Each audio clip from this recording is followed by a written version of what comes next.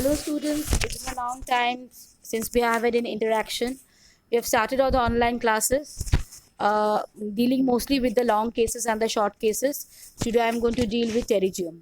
So what is pterygium? It's a triangular shaped mass encroaching the cornea from either the nasal side or the temporal side.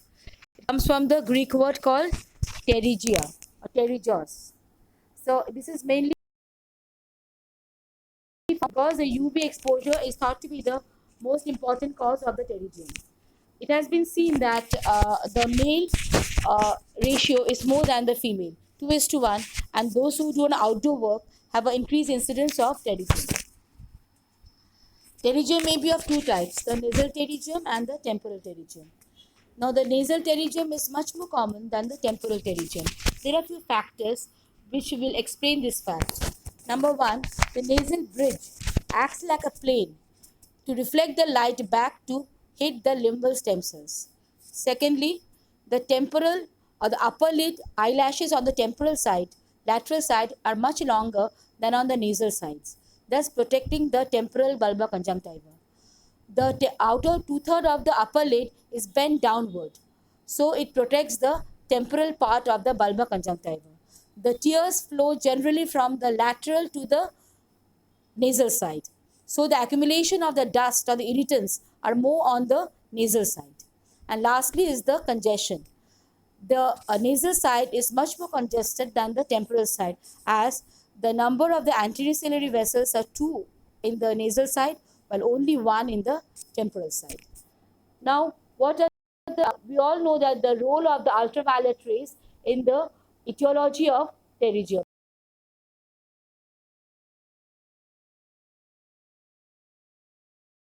Damage to the limbal stem cells. Now, nowadays, it has been proposed that an angiogenesis factor may also act, which causes the vascularization of the pterygium. Now, how does a patient present to us with pterygium? Generally, the patient will give a history of a mass in the eye, which may be growing or which may be stationary, along with a foreign body sensation, irritation, tearing of the eye, and some visual symptoms. So, what are the visual symptoms in case of a pterygium? If the pterygium obscures the pupillary zone, then there will be a decrease in the visual acuity. If the pterygium causes a restriction in the ocular movement, the patient may have diplopia. And lastly, the pterygium is present in the horizontal axis of the cornea. So, it causes a flattening of the horizontal curvature of the cornea. Now, what is astigmatism with the rule and against the rule? All of us have astigmatism with the rule. The vertical curvature of the cornea is more than the horizontal curvature of the cornea by 0.25 diopter. Why? Because the upper part of the cornea is covered by the upper lid. In case of a pterygium, it occurs in the horizontal axis of the horizontal curvature of the cornea.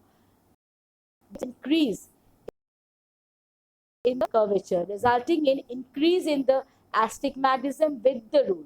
So in pterygium, there is an increase in the astigmatism with the rule. So visual symptoms occurs due to encroaching on the visual axis, due to restriction of ocular movements causing diplopia, and lastly, increase in the astigmatism with the rule. Now, what are the stages of pterygium? It may be progressive, it may be atrophic. So how will you diagnose a progressive pterygium? From the history, the patient will give a history of a mass in the eye increasing in size. What will you see? A fleshy triangular mass, vascularized, encroaching the cornea from the lateral side or the limbal side, along with a cap. Now, what is the cap? The cap is the infiltration, which occurs due to the vascularization of the pterygium. So, it is not present if there is no vascularization. So, how do we divide the parts of a pterygium? We have the cap, the head, the body, and the neck at the limbus. What is Stocker's line? Stocker's line is present only in a progressive pterygium. This is deposition of iron. Where does it occur? Mainly, it is seen in it cannot be seen with a torch. It has a slit lamp evaluation, and it is mainly seen in front of the cap.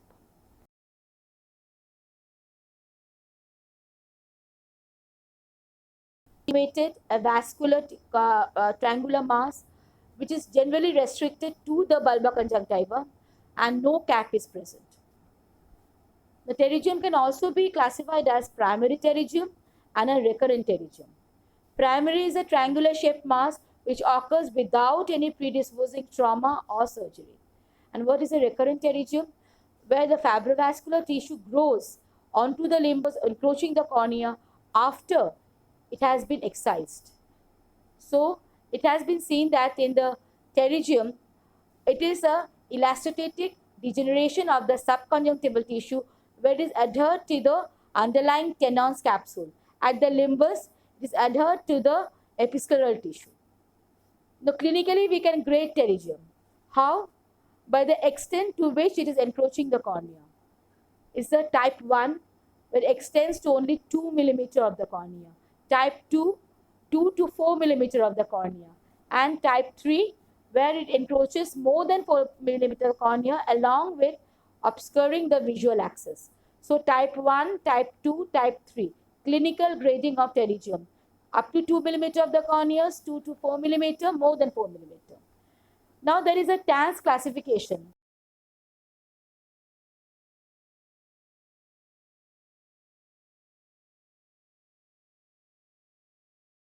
So it is a mild, moderate, or severe. How do we differentiate? Mild pterygium when the episcleral blood vessels are very clearly seen beneath the pterygium tissue. Moderate when there is only partially seen. The episcleral blood vessels are partially seen beneath the pterygium tissue. And the severe pterygium when no episcleral blood vessels are seen beneath the pterygium tissue. So TANS classification is mild, moderate, and severe. Further, we can classify into true pterygium, pseudopterygium. What is true pterygium? That is the conjunctival degeneration of the subconjunctival tissue. And pseudo, it is the inflammatory process. What are the causes of a pseudopterygium? It may be a chemical injury, it may be a trauma, it may be a surgery, it may be a Stevens-Johnson syndrome. Anything which causes a damage to the mucous membrane or the conjunctiva previously. Now the pterygium, true. True pterygium generally occurs at the age of 40 to 45 years, above that, elderly people. But in a pseudopterygium, it can occur at any age. True pterygium normally occurs in the interpalpebral zone because it is dependent on the UV exposure. But the pseudo may occur from any quadrants. True pterygium is generally bilateral. Appearance at the limbus. True pterygium is adhered to the limbus because it is adhered to the episcleral tissue. But pseudopterygium is not adhered to the limbus. How can we prove it? The glass probe test. What is it? A glass probe is passed beneath the pterygial tissue. If it can pass beneath the pterygial tissue, it is the pseudopterygium. So probe test is positive in case of a pseudopterygium and negative in case of a true pterygium. So what are the differential diagnoses of pterygium? They are the pinguicula, the nodular episcleritis, afflicted conjunctival carcinomas. So what is a nodular episcleritis? A reddish vascular nodule surrounded by congestion at telangiectasia away from the limbus. This is a nodular episcleritis, which may be associated with mild pain on ocular movement. What is a pinguicula? It is a yellowish mass on the bulbar conjunctiva with a mild congestion, but it is away from the limbus. What is the word pinguicula means? It comes from the word pinguis, means fat. That's why it has a yellowish appearance. Now, flictin. Flictin is a microabscess nodule which is generally associated with the telangiectic blood vessels and it stains with fluorescence. The conjunctival carcinoma or ocular surface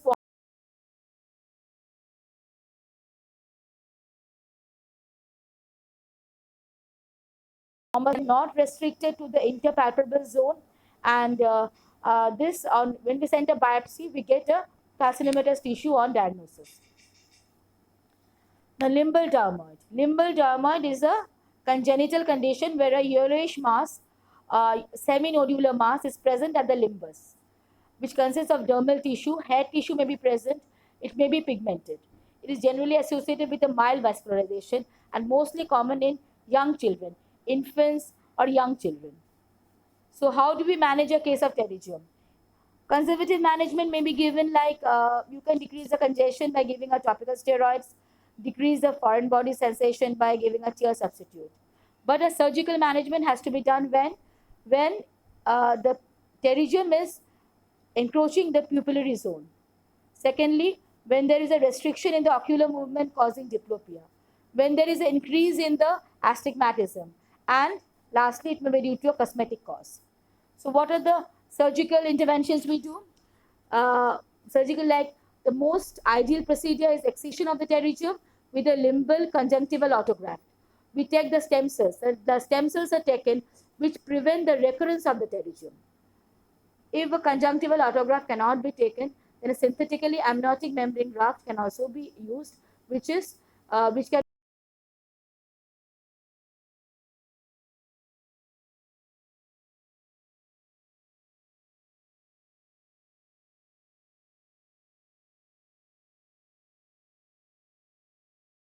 be.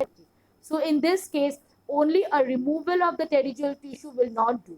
We have to do a lamellar corneal transplant because the pterygial tissue involves the superficial stroma. That's why the opacity is present. So a lamellar corneal graft has to be done in case where it encroaches the pupillary zone. Now, a pterygium surgery may be associated with some complications like bleeding. There may be a buttonholing of the graft, or there may be graft edema, graft retraction. Retractions means the graft gets retracted from the limbus. So, when we do a excision of pterygium from the cornea, a thinning of the cornea may occur. That is called a Dellen. And Dellen causes tear film instability. The flow of the tears is hampered, and this may cause a dry eye syndrome. At the pterygium where the graft has been given, an inclusion cyst may occur.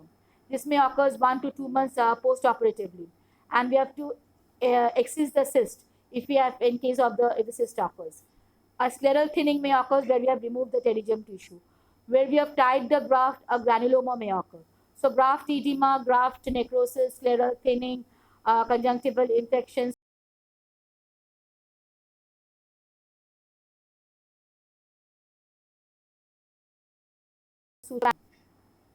After pterygium has been excised, if a pterygial tissue overgrows in the same zone, it is called a recurrent pterygium. Now, recurrent pterygium, we do a clinical grading. The grade 1 is suppose a normal appearing operative site. Mild congestion is there. That is the grade 1. Grade 2 is fine episcleral blood vessels have been congested, blood vessels are seen, which are extending into the limbus.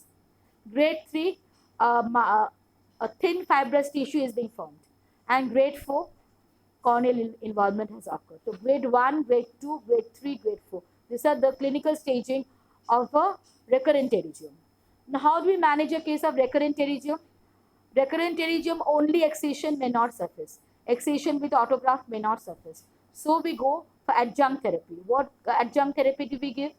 We give antifibrotic agents, anti-neoplastic agents, or angiostatic agents like mitomycin C, thiotepa, 5-fluorouracil, cyclosporine A, beta irradiation, anti-VEGF factor like bevacizumab, and angiostatic steroid like anacotin acetate. This anacotin acid is under trial, the angiostatic steroid, because the proposed now we have the proposed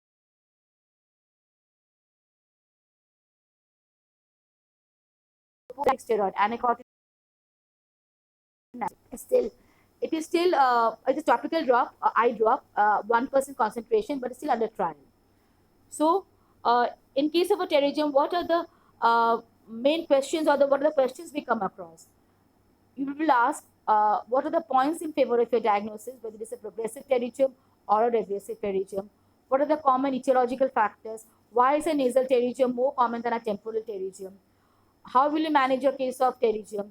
What are the visual symptoms which may occur in a pterygium? What are the differential diagnoses of a pterygium? What is a recurrent pterygium? How will you manage a case of recurrent pterygium? What is pseudopterygium? What are the causes of pseudopterygium? How will you differentiate a true pterygium from a pseudopterygium? So these are the questions mainly asked in a short case in your Viva. I think I've covered the whole topic. If you have any questions, you can just contact me. Have a nice day.